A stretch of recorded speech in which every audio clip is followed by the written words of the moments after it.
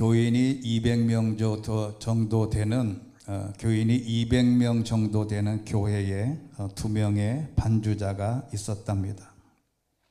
실제인데 전공자도 아니고 사례도 받지 않는 분들로 권사님과 집사님 두 분이었는데, 이 권사님은 1부 예배인 7시, 또 집사님은 2부 예배인 11시 예배 반주자였습니다. 새벽 예배는 반주자가 없었지만 특별 새벽 기도회가 있을 경우 2부 예배 반주자인 집사님이 담당을 했답니다.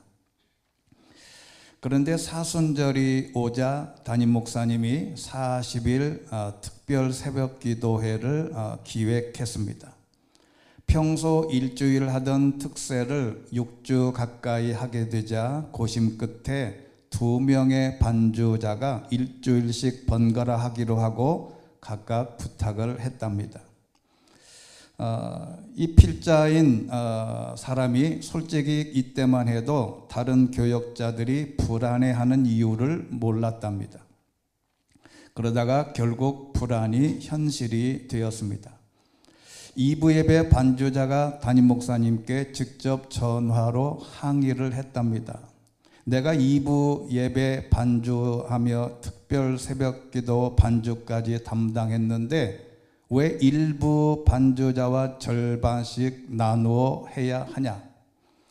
11시 예배인 2부 예배는 교회의 메인 반주자인데 내가 왜 1부 예배 반주자와 같은 비중으로 반주할 수 있겠느냐 반문하면서 40일 특별 새벽 기도회 동안에 내가 반주하지 않으면 나는 반주를 주일날도 안 하겠다 그러더랍니다.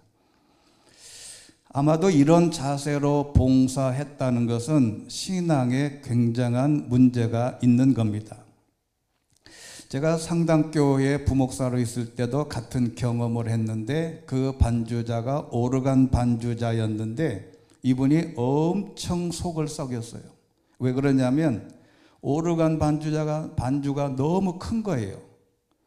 그러니까 스피커로 전자 오르간이기 때문에 본인이 올리면 1,500명이 한 공간에서 예배하는데 그 1,500명의 소리가 다 묻히고 오르간 소리만 커지는 거예요. 아무리 줄이라고 해도 목사님이 줄이라고 해도 제가 줄이라고 해도 아주 고집을 피워서 그거를 줄이는데 거의 한 1년 가까이 됐어요. 무슨 직분을 맡기면 그게 특권이나 자기 권리인 줄 아는 사람들이 참 많더라고요. 순종은 없고 자기 고집 그리고 자기의 생각만 있는 경우가 너무너무 많아요. 근데 이때 담임 목사님이 두 반주자 2부 예배 반주자한테 사과하면서 결국 40일 특별 새벽 기도의 반주를 다 집사님이 하세요 라고 말했습니다. 사실 2부 예배 반주자는 남편이 사업체를 운영하고 교회에서 가장 많이 헌금을 하는 걸로 유명했답니다. 다음 날 1부 예배 반주자가 가만히 있겠습니까? 다시 담임 목사님 실로 찾아왔어요. 왜 특별 새벽 기도회를 반반으로 하기로 했는데 마음대로 취소하냐 항의했습니다.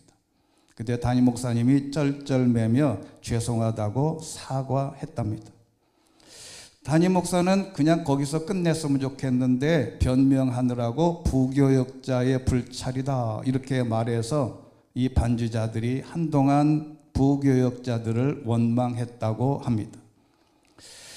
그런데 이 글을 쓴 사람이 이야기를 우린 양쪽에서 고통을 받을 담임 목사님이 불쌍히 여겨졌다. 이게 결론이에요. 재미있는 사실은 두 반주자는 권사님과 집사님은 서로 동서지간이었답니다. 여러분 교회는 참 어려워요. 상당교회는 제가 부목사로 있었던 교회는 지금은 10,000명 교인이 됐고 임운동교회는 3,000명, 잠실교회는 5,000명 교인입니다.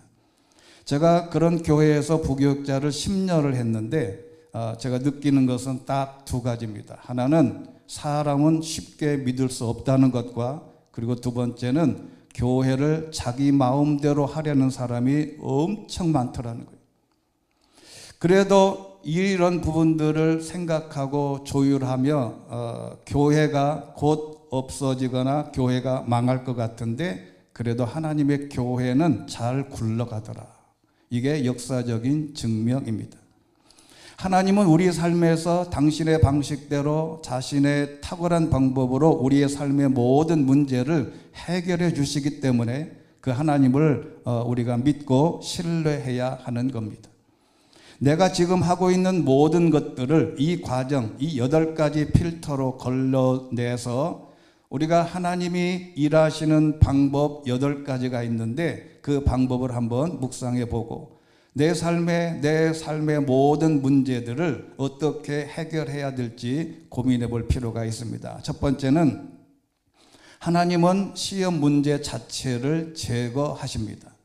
시편 34편 17절 말씀 우리 같이 읽겠습니다. 시작.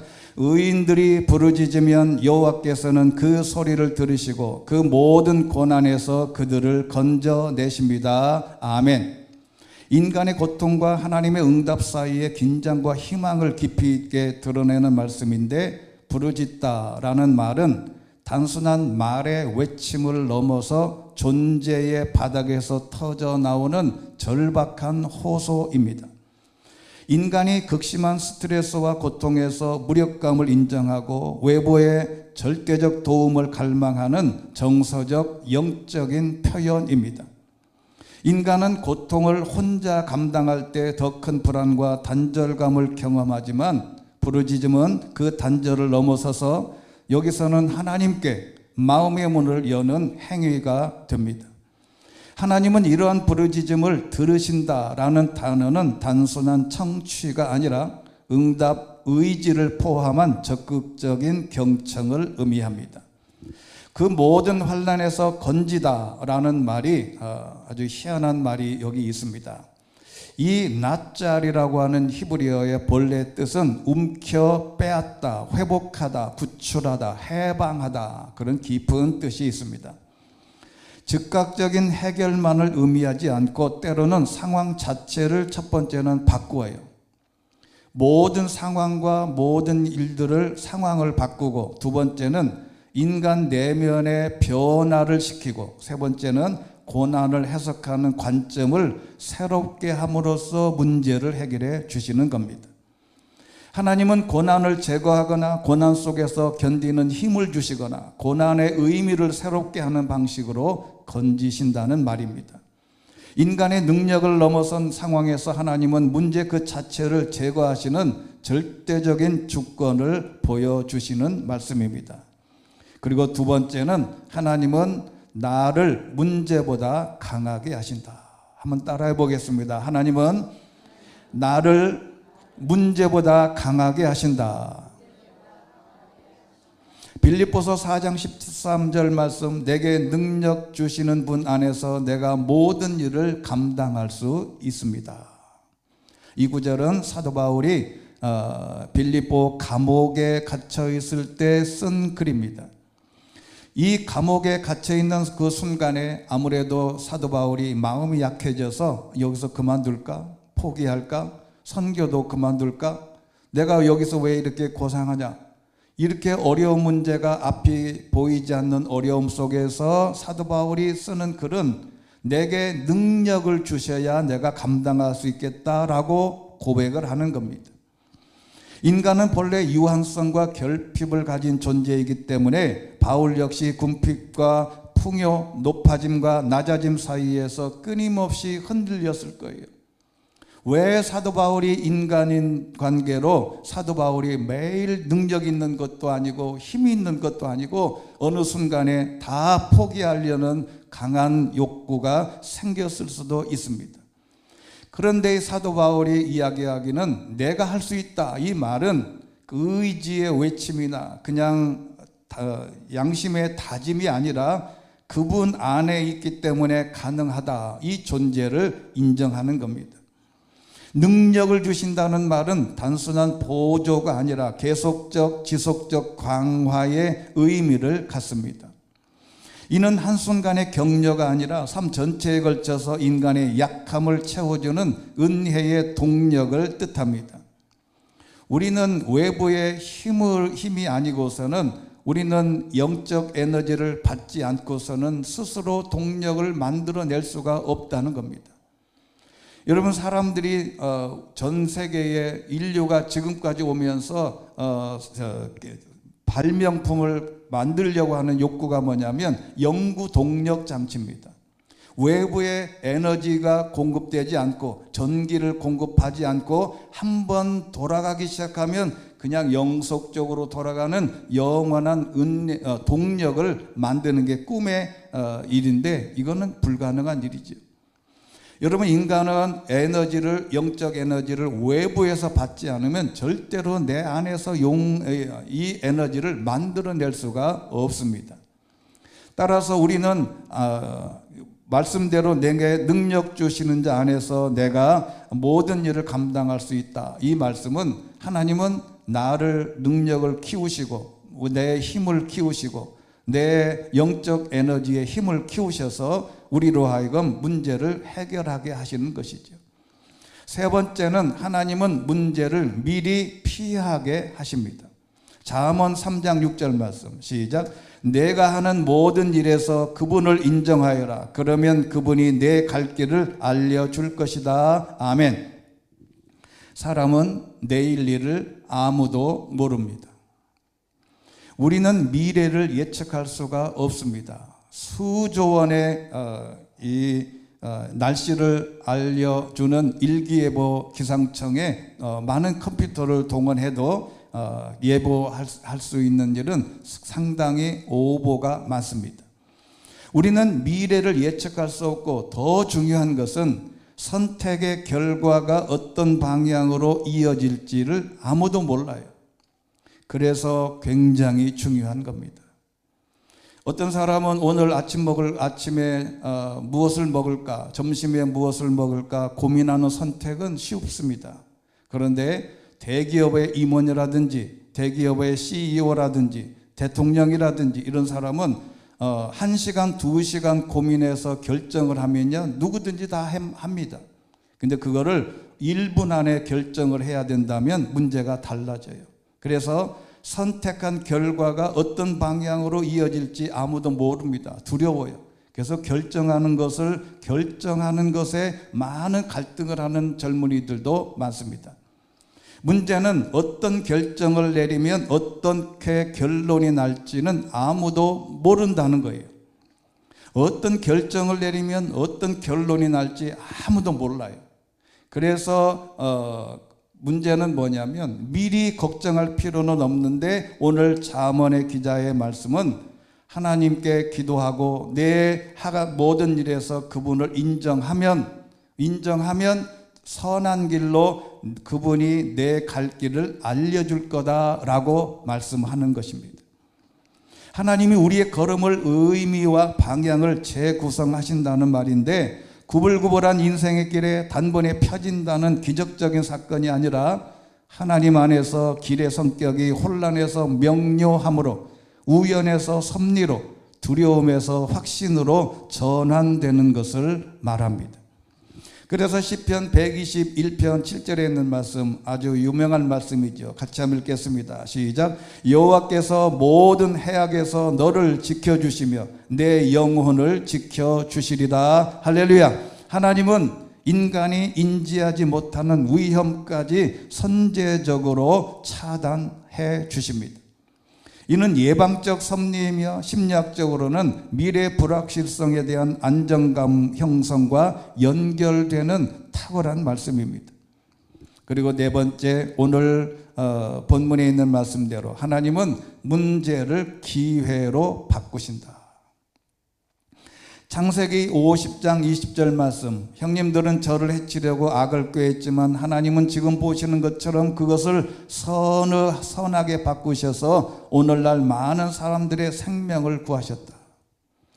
이 요셉의 이야기인데, 요셉이 17살의 형들의 질투와 시기 때문에 애굽에 팔아 넘겼어요. 그래서 이제는 요셉은 이제 죽었다 생각하고 아무런 미래도 없고 희망도 없고 하나님의 계획을 미리 알았다면 얼마나 견디기가 쉬웠겠어요. 생각하면 생각할수록 열불나고 화나고 형들을 언제 만나면 내가 형들에게 보복하리라. 수많은 날 동안 어려움을 당하면 당할수록 내 마음속에서 복수의 칼날을 갈았을 법도 한데, 먼 훗날에 본인이 형들을 총리가 돼서 만나고 보니 이제 형들이 와서 자기에게 인사하고 절하는 장면을 보고 바로 이렇게 고백을 하는 겁니다. 당신들은 악으로 했지만 하나님은 그걸 선으로 바꾸셨다. 여기서 강조되는 의미는 하나님의 궁극적인 주권입니다. 인간이 가진 동기와 계획의 방향이 어떠하든 하나님은 그 흐름을 새롭게 재구성해서 구원의 역사적 의미망 속에 편입시키는 것입니다. 고난이 아무리 힘들고 어려워도 이 공동체를 살리고 하나님께서 이스라엘 백성들을 살리는 도구가 됐다는데, 이 요셉은 큰 차원에서 자신의 생각을 정리한 것입니다. 요셉은 자신의 고난이 단순한 개인적 비극이 아니라 많은 사람의 생명을 보존하기 위한 과정이라고 해석을 하고 고백을 하게 된 것입니다. 하나님은 한 개인의 아픔을 통해서 공동체적 구원을 이루시는 통로를 만드신 것입니다. 그래서 성경은 여러 사람이 중요하지 않습니다. 성경은 한 사람의 중요성을 알려주는 것입니다. 요셉 한 사람을 통해서 나라가 살고, 예수님 한 분 때문에 인류가 살고, 한 사람이 공동체를 망가뜨리는 것은 일반적입니다. 그래서 한 사람으로 인해 공동체가 그리고 나라도 망할 수 있습니다. 이완용이 왜 욕을 먹습니까? 나라를 팔아 먹었다는 데 있어요. 한 사람이. 여러분, 한 사람의 중요성을 알려주는 요셉 한 사람으로 인해서 이스라엘 백성들 전체가 살아난 것이죠. 그래서 하나님은 악을 선으로 바꾸시는 하나님의 놀라운 비밀이 있다. 그리고 다섯 번째는 하나님은 문제를 통해서 우리의 정체성을 새롭게 하십니다. 이사야서 43장 1절 말씀 시작. 그러나 이제 여호와께서 말씀하신다. 야곱아, 너를 창조하신 분이 말씀하신다. 이스라엘아, 너를 만드신 분이 말씀하신다. 내가 너를 건져주었으니 두려워하지 말라. 내가 내 이름을 불렀으니 너는 내 것이다. 아멘. 내가 내 이름을 불렀으니 너는 내 거다. 이게 얼마나 깊은 뜻이 있는지 모릅니다. 여러분, 이게 하나님의 내 존재 자체를, 이 내 존재 자체를 내 거가 내 거가 아니다. 여러분, 여러분의 자녀도 여러분 소유가 아닙니다. 여러분이 가진 모든 재물도 여러분께 아니라는 거예요. 그러니까 우리가 존재하는 모든 부분은 다 내 것이 아닙니다. 너는 내 것이라고 하는 이 고백을 믿는 자가 하나님 관계 안에서 정체성을 새롭게 해야 된다는 겁니다. 하나님의 이름을 부르셨다는 것은 목적을 가진 부르심, 즉 소명을 의지합니다. 따라서 나도 내 마음대로, 내 생각대로, 내 뜻대로 움직여서는 안 된다는 깊은 뜻이 있습니다. 정체성을 새롭게 하는 문제는, 그래서 나는 내 거가 아니다. 나 자신도 내 것이 아니다. 그러니 내 생각대로 움직여서는 안 된다라는 정체성을 가져야 된다는 겁니다. 그리고 여섯 번째는 하나님은 문제를 통해서 하나님과의 깊은 관계를 깊게 하십니다. 호세아서 6장 1절 말씀 시작. 우리가 가서 여호와께로 돌아가자. 그가 찢으셨지만 우리를 고쳐주실 것이다. 그가 때리셨지만 우리를 싸매 주실 것이다. 아멘. 여러분, 하나님께 기도하면 하나님은 문제를 해결해 주시고 기도의 끈으로 묶이게 해 주십니다. 이 구절은 북이스라엘의 영적인 배반과 그로 인해 심판 속에서도 하나님께서 회복의 길을 열어 놓으셨다는 복합적 의미를 담고 있습니다. 여기 핵심 동사는 돌아가다인데 단순한 행동의 전환이 아니라 존재의 방향을 하나님께로 근본적으로 돌리는 회개를 말합니다. 여기 찢으셨으나 낫게 하실 것이다 라고 하는 표현은 문학적인 표현인데 고대 예언서에서 자주 등장하는 징계와 회복의 구조를 따르는 겁니다. 하나님의 찢으심은 파괴의 은유지만 파멸의 목적이 아니에요. 치유를 그리고 하나님이 고쳐주신다는 통로의 의미를 갖게 되는 것입니다. 부모가 자녀를 바로잡기 위해 징계하지만 그 징계의 끝은 사랑으로 귀결되는 것과 같은 심리적 구조를 갖고 있습니다. 여기 싸매주시다라는 단어는 지난주에 설명했지요. 깁스하다라는 뜻입니다. 따라서 인간의 존재가 자기 회복의 능력을 스스로 만들어낼 수 없다는 것을 드러내는데 인간은 자신을 치유하는 절대적인 자원이 없으며 존재의 근원으로 되돌아갈 때 비로소 온전한 치유가 가능합니다. 그리고 일곱 번째는 하나님은 문제를 통해서 공동체를 세우십니다. 갈라디아서 6장 2절 말씀 같이 한번 읽겠습니다. 시작. 여러분은 서로 짐을 나눠 지십시오. 그렇게 함으로 여러분은 그리스도의 법을 완성하게 될 것입니다. 아멘. 여기 너희가 서로 짐을 져라. 도덕적인 권고가 아니라 공동체의 존재 근거를 밝히는 선언적 명령입니다. 여기서 짐이라고 하는 것은 이 바로스라고 하는 헬라어인데 이게 어려운 정서와 영적 윤리적 무게를 포함한 삶의 비극, 죄의 흔적, 상처, 외로움까지 포함하는 것인데 바로 이 부분이 우리에게 아주 중요한 요소입니다. 하나님은 공동체의 구성원들이 서로를 위해서 책임지는 구조를 통해서 공동체를 만들어가는 과정입니다. 여러분, 현대 교회는 요즘에 이제 공통적으로 나타나는 많은 사람들이 한국 교회를 걱정하는 이들이 참 많습니다. 보통 옛날에는 개척교회, 조그마한 교회에서부터 시작해서 대형, 초대형 교회까지 쭉 있는데 지금 한국 교회는 가운데가 없어요. 개척교회하고 큰 교회밖에 없습니다. 모든 교회들이 그런데 모든 초점이 큰 교회에 맞춰져 있어요. 여러분, 우리가 어떤 세미나나 이런 데 가서 보면 어떤 교회의 어떤 문제를 해결하고 어떤 프로그램을 제시할 때 이 프로그램의 내용을 가만히 들여다보면 이미 사람이 많은 것에 초점이 맞춰져 있어요. 그러니까 사람이 없으면 그 프로그램을 응용할 수 있는 길이 없다는 거죠. 이게 무슨 얘기냐면 개척교회가 안 된다는 말이에요. 왜 개척교회가 안 되냐? 부담이 크거든요. 교회 오면 모든 부분들이 부담이 너무 커서 짐을 지려고 하지 않습니다. 기회만 되면 탈출하려고 그래요. 그리고 교회가 어느 정도 돼서 본인이 신앙 정도가 개척교회에 와서 신앙을 잘 쌓으면 어느 정도 되면 교회의 구조나 교회의 규모를 알게 되면 내가 내 짐이 너무 크다. 그래서 큰 교회로 다 옮겨가요. 여러분, 하나님의 교회는 짐을 서로 나누어 지는 그 짐의 무게로 하나님의 교회가 바로 세워지는 것입니다. 그리고 중요한 것은 히브리서 10장 24절 말씀 같이 읽겠습니다. 시작.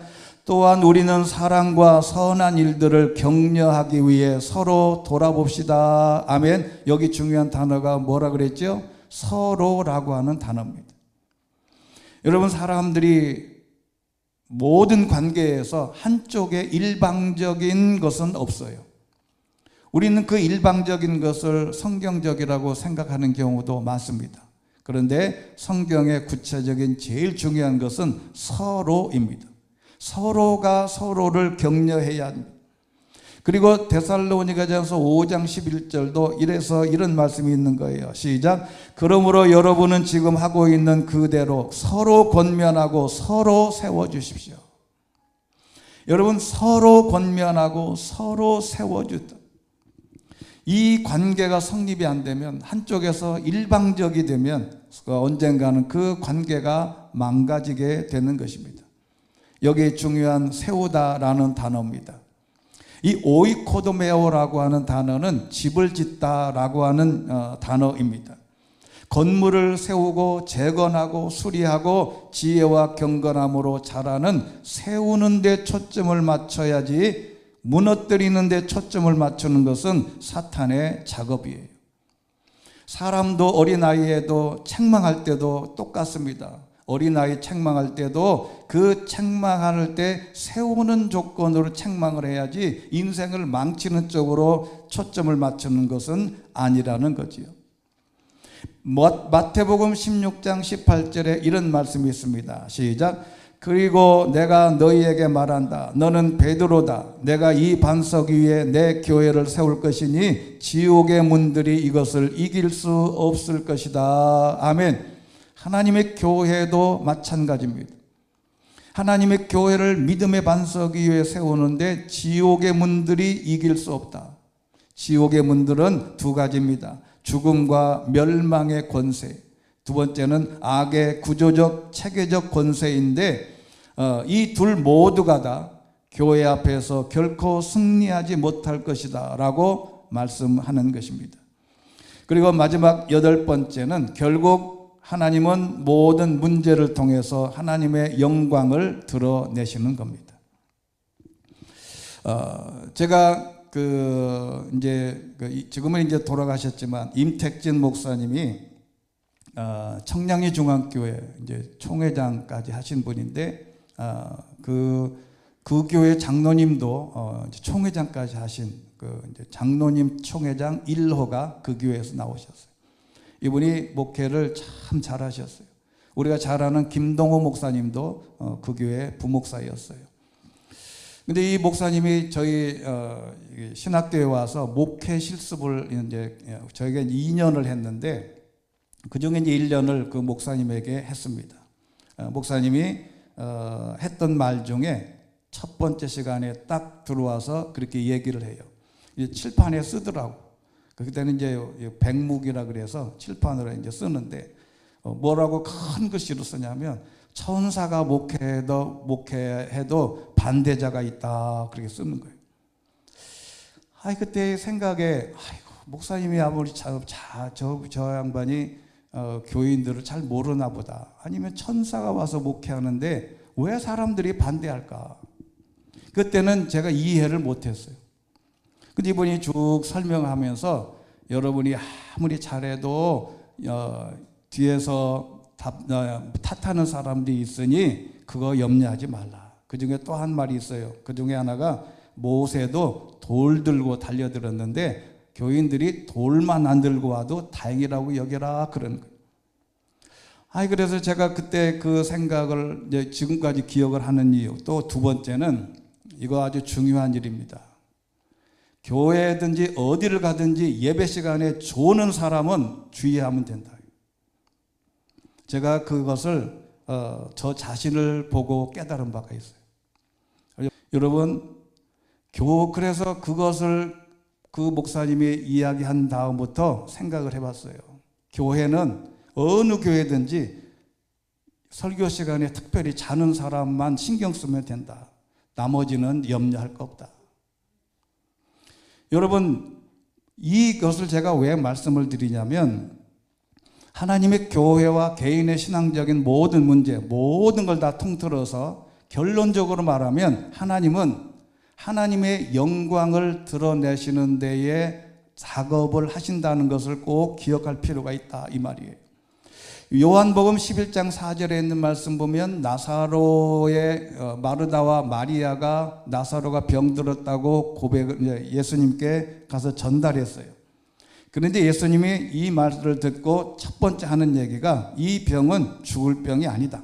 이것은 하나님의 영광을 위한 것이요 이 일을 통해 하나님의 아들이 영광을 받게 될 것이다 라고 선언을 합니다. 그런데 웬걸? 나사로가 죽어버렸어요.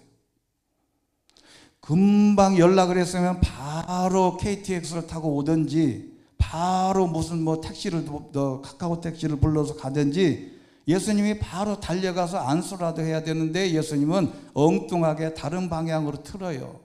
아파 죽는다는데 거기서 하루를 더 머물고 빙빙 돌다가 드디어 나사로가 죽게 될 그 현장에 나타난 겁니다.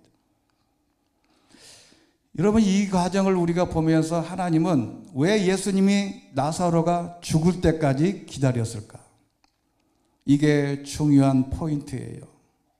이것은 나사로가 죽어야 하나님의 영광이 더 드러나는 거죠. 감기 들인 사람 안수해서 나오면 조금 영광, 암에 걸려서 안수해서 나오면 이만큼 영광. 그런데 나사로가 죽어버렸거든. 그것도 사흘이 돼서 냄새가 폴폴 나거든. 그걸 살려야 하나님의 영광이 커지는 거죠.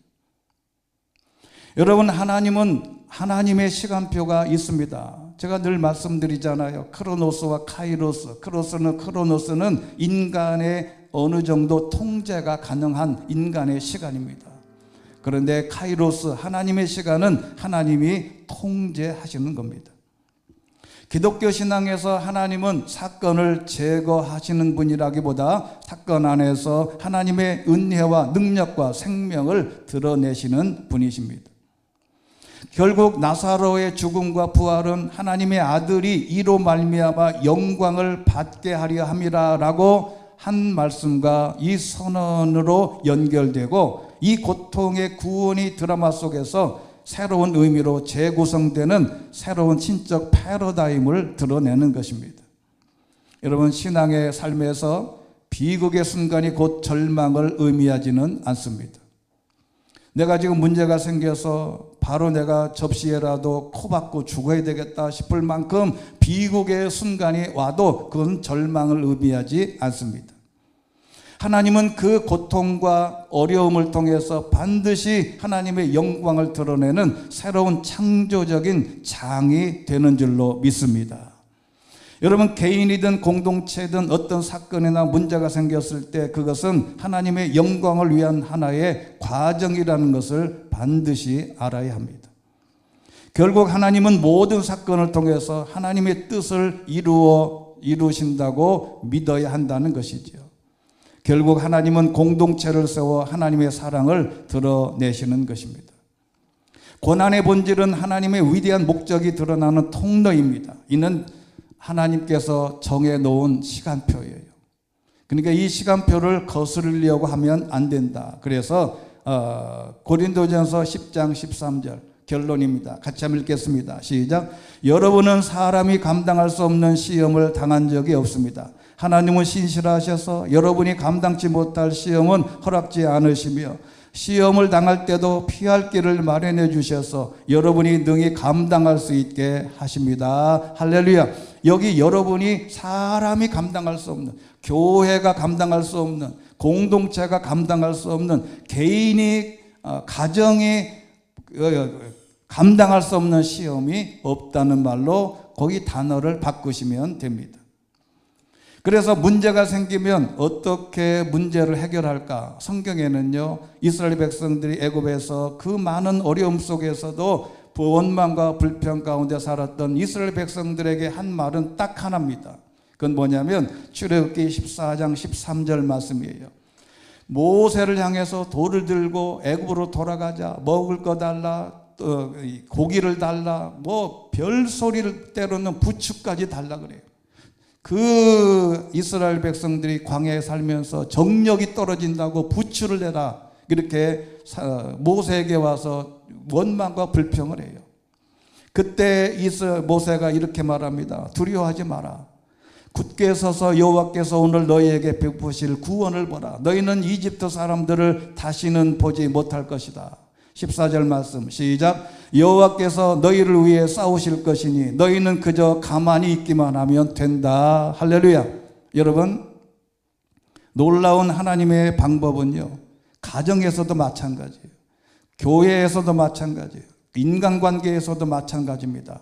그 문제를 해결할 수 있는 첫 번째 단추는 입을 닫으시면 됩니다. 말을 하지 않고 자연스럽게 하나님이 어떻게 해결하시는지를 보면 된다는 거예요. 여러분, 사람이 좋은 말이 있고 나쁜 말이 있는데 거의 90% 이상은 나쁜 말이에요. 그러니 이스라엘 백성들이 모세에게 와서 원망하고 불평하고 결국 하나님을 향해서 원망할 때 이 모세가 하는 얘기입니다. 나중에 잘 되면 어떻게 하려고 그러냐. 모든 문제가 잘 해결되면 네가 말한 내용을 어떻게 책임질 거냐. 이 부분을 하나님의 능력대로 모든 문제를 해결하고 맡겨야 된다는 것이지. 여러분 11월이면 대학 수능 시험이 있습니다. 이제 수능 시험에 딱 들어가면 이 대리 시험을 볼까, 또 컨닝을 할까, 이게 방지를 하기 위해서 자기 필적 확인을 하는 문신처럼 이제 지문처럼 사람마다 필적 감정을 하기 위해서 쓰는 문장이 하나씩 있어요. 여러분 수능 아직 안 보셨지요? 이번에도 나왔어요. 이게 2026년 수능 필적 확인 문구 첫 번째는 안규래가 쓴 시라는데 초록 물결이 톡톡 튀는 젊음처럼 이렇게 필적으로 자기가 써야 돼요. 나중에 대리시험을 봤다 그러면 들통이 나면 바로 필적 확인하면 되거든요. 작년에는 저 넓은 세상에서 큰 꿈을 펼쳐라. 2024년에는 가장 넓은 길은 언제나 내 마음속에. 어떤 학생들은 시험에 지치고 힘들고 너무 어려운데 이 문구를 보고 우는 학생도 있답니다. 용기를 얻는 거죠. 그런데 이 수능에는요, 쉬운 문제가 날까요? 어려운 문제가 날까요? 쉬운 문제도 있고 어려운 문제도 있어요. 그 중에 가장 어려운 문제를 킬러 문항이라고 그래요. 이 킬러 문항을 맞춰야 서울대를 갑니다. 이 킬러 문항을 못 맞추면 아무리 다른 거를 다 맞아도 이 문제 몇 가지를 못 맞추면 이거는 좋은 대학을 힘들어요. 여러분 우리 개인적인 모든 사람들에게는 그냥 초등학교만 나와도 풀 수 있는 아주 쉬운 문제도 있고 그리고 어려운 문제 과정을 쭉 해서 마지막 어려운 킬러 문항이 딱 있을 때 이 킬러 문항을 잘 해결돼야 우리의 모든 신앙도 업그레이드가 되는 것입니다. 수능에서 킬러 문항이 있다면 우리에게도 인생의 각자의 킬러 문항이 있습니다. 쉬운 문제는 누구나 다 풉니다. 쉬운 문제는 누구나 다 해답을 찾을 수 있고 간단하게 해결해요. 사람의 도움을 받지 않아도 됩니다. 그렇듯이 하나님은 우리에게도 쉬운 문제도 주시지만 때로는 풀기 어려운 킬러 문항을 주실 때가 훨씬 더 많습니다. 그 킬러 문항을 잘 풀어야 성숙한 인생의 복을 경험할 수 있게 되는 것입니다. 그런데 그 어려운 킬러 문항을 잘 푸는 방법이 뭐가 있을까? 힌트를 주셨습니다. 야고보서 1장 2절 말씀이에요. 시작. 여러 가지 시험을 만나거든 온전히 기쁘게 여기십시오. 여러분 수능 시간에 딱 들어가는데 킬러 문항 도저히 풀 수 없는 문제가 나왔다. 내가 이 문제를 이런 문제를 냈냐? 그리고 시험지를 박박 찢어서 내버리고 오면 아무런 이득이 없습니다. 사람이 공동체든 가정이든 개인이든 어디든 어려운 시험을 만나거든 그냥 기쁘게 여겨라. 그러면 하나님께서 기쁨의 원인이 되는 카라의 하나님의 기쁨으로 나가면 모든 문제는 해결해 주신다고 하는 약속의 말씀입니다. 킬러 문항이 풀기 어려운 시험 앞에 왜 기쁨이 원인이 될까? 결론은 간단합니다. 그 문제를 풀면 그 대가와 보상이 크리라는 예상을 하는 거죠. 내가 이 문제를 풀면 이 킬러 문항과 보상이라고 하는 단어는 같습니다. 내가 이 킬러 문항을 잘 풀면 나는 서울대 간다. 나는 이 문제를 풀면 하나님의 복이 기다리고 있다. 내가 신앙에서 이 문제를 풀면 하나님은 놀라운 축복의 길이 있다. 여러분 사법시험은 그 자체 모두가 다 킬러 문항이에요. 그런데 그것을 풀고 나면 주어지는 보상은 이루 말할 수 없는 놀라운 일들이 있지 않습니까? 결론은 나에게 다가오는 킬러 문항들이 있다면 기쁨으로 영접해야 됩니다. 그러므로 염려하지 말고 하나님이 모든 것을 해결해 주신다는 약속의 말씀을 믿고 이 문제를 잘 슬기롭게 해결해 나갈 수 있도록 우리의 믿음과 우리의 마음의 자세를 새롭게 할 수 있게 되기를 주의 이름으로 축원합니다. 은혜가 풍성하신 하나님 아버지, 오늘도 주의 전에 나와 예배하며 귀한 말씀으로 힘을 얻습니다. 우리는 인생을 살아가면서 개인에게도 공동체에게도 킬러 문항이 있음을 고백합니다. 킬러 문항이든 일반 문항이든 하나님의 견딜만해서 우리에게 주시는 것으로 믿고 기쁨으로 담대히 해결할 수 있도록 은혜 베풀어 주시옵소서. 중독들거나 염려하거나 우리의 마음속에 불안해하지 말고 하나님이 주신 이 모든 문제를 하나님이 주신 하나님의 계획표 아래 있다는 것을 믿음으로 고백하고 승리하는 저희들 되게 하여 주시옵소서. 예수 그리스도 이름으로 기도드리옵나이다. 아멘.